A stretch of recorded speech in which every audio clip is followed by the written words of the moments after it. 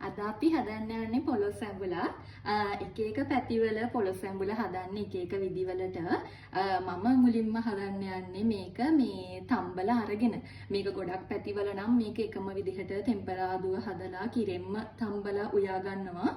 නමුත් මම හදන්නේ මේක වෙනම තම්බල අරගෙන තමයි. පොලොස් එක මුලින්ම තම්බනකොට ඒක තම්බ ගන්න ඕන අවශ්‍ය කුළුබඩු වර්ග කීපයක් තියෙනවා. ඒ ටික මම ඔයාලට මෙහා පැත්තෙන් පෙන්නන්නම්. මේකේ තියෙනවා 3-5 තියෙනවා, මිරිස් කුඩු තියෙනවා, ලුණු තියෙනවා, බැදපු 3-5 නැත්නම් කළු කුඩු තියෙනවා, කහ චුට්ටක් තියෙනවා, කරපිංචා, ඒ වගේම සේර ටිකකුත් අරගෙන තියෙනවා. සේර දැම්මහම ගොඩක් මේ වගේ පොලොස් මාළු ඒ වගේ කැම ಜಾති හදනකොට හරි රසවත් සුවඳක් එනවා. ඒක නිසා මේකට සේර පාවිච්චි කරන්න ඔයාලට තියෙනවා නම් හරි. දැන් මම මේකට අර ඉස්සෙල්ලා වෙන්නපු කුළුබඩු ඔක්කොම දාලා තියෙන්නේ. දාලා පොලොස් කෑලි අර වැහෙන මට්ටමට මේක දියකිරෙන් තම්බ ගන්න ඕනේ. මේක මේ වතුරින් තම්බ ගන්නත් පුළුවන්. හැබැයි දියකිරෙන් තම්බනකොට ටිකක් රස වැඩි. ඒක නිසා මම මේකේ අර කෑලි ටික වැහෙන මට්ටමට දියකිරි දාලා තියෙන්නේ. දැන් අපි මේක තම්බ ගමු. හරි, අපි දැන් හදන්නේ පොලොස් ටික, තඹගත පොලොස් ටික ටෙම්පරාදු කරගන්න. මුලින්ම අපි මැටි භාජනයක් ලිපේ තියලා තියෙනවා. ඒකට මම පොල් තෙල් ටිකකුත් දාලා තියෙනවා රත් වෙන්න. අපිට ටෙම්පරාදුවට ඕන වෙන්නේ නම් මෙන්න මේ ටික. අපිට ඕන වෙනවා අබ, ලුණු, සුදු ලුණු, ඒ වගේම කරපිංචා. මම සේර ටිකකුත් අරගෙන තියෙනවා. තක්කලි නම් ගත්තේ කිරි දැම්මට පස්සේ ටිකක් තැම්බීගෙන එනකොට දාන්න. එතකොට ඇඹුල් රසක් වගේ එකක් එනවා. ඒ රස ටිකක් හරි ගොඩක් හරි කියන්නේ තියෙන පොලොස් එකේ රස ටිකක් වැඩි කරලා ගන්නවා. ඒකයි තක්කලි ගත්තේ මම. හරි, දැන් අපි බලමු කොහොමද හදන්නේ කියලා.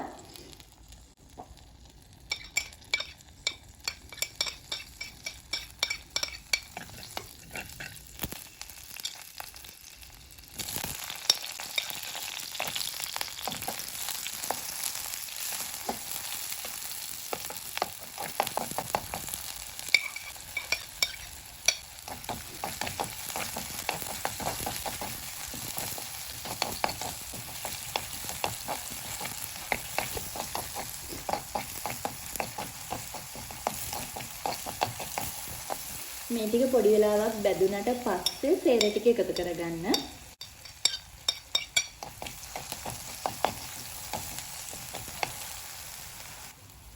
හරි, දැන් මේක ටිකක් හොඳ සුවඳක් එක්ක ලස්සනට බැදීගෙන එනවා.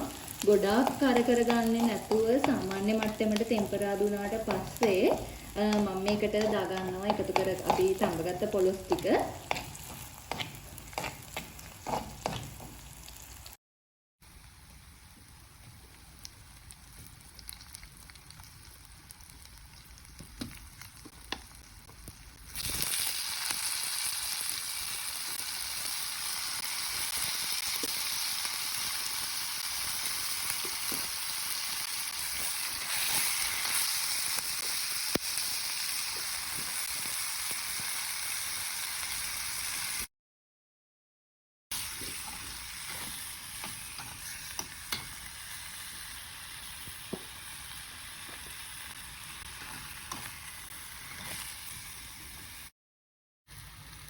කලවම් වෙලා ටිකක් රත් වුණාට පස්සේ ටිකක් අර පාට මදි වගේ තේරෙන නිසා මම කළු කුඩු ටිකක් එකතු කරගන්නවා. ඒ වගේම මිරිස් කුඩු ටිකකුත් එකතු කරගන්නවා.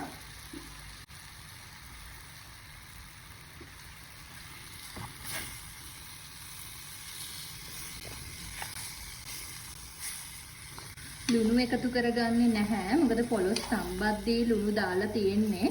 අන්තිමට ලුණු මදි නම් විතරක් ලුණු දාගන්න පුළුවන්. ඊට පස්සේ අර කලින් කපලා තියාගත්ත තක්කලි ටික පොලොස් එකට එකතු කරගන්නවා. දැන් පොලොස් එක අර කලින් ටෙම්පරාදුවේ හොඳට ටෙම්පරාදු වෙලා තියෙන්නේ. ඒක නිසා අපි මේකට දැන් මිටිකිරි ටිකක් එකතු කරගන්නවා. හරි, මිටිකිරි එකතු කරගන්නයි හදන්නේ. ගොඩාක් දාගන්නත් ඕනේ නැහැ.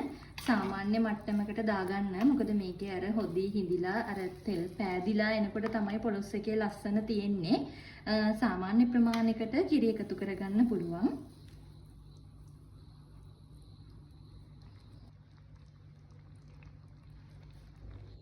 හරි දැන් අපි හදලා ඉවරයි. මේ තියෙන්නේ අපි හදපු රසම රස පොලොස් එක.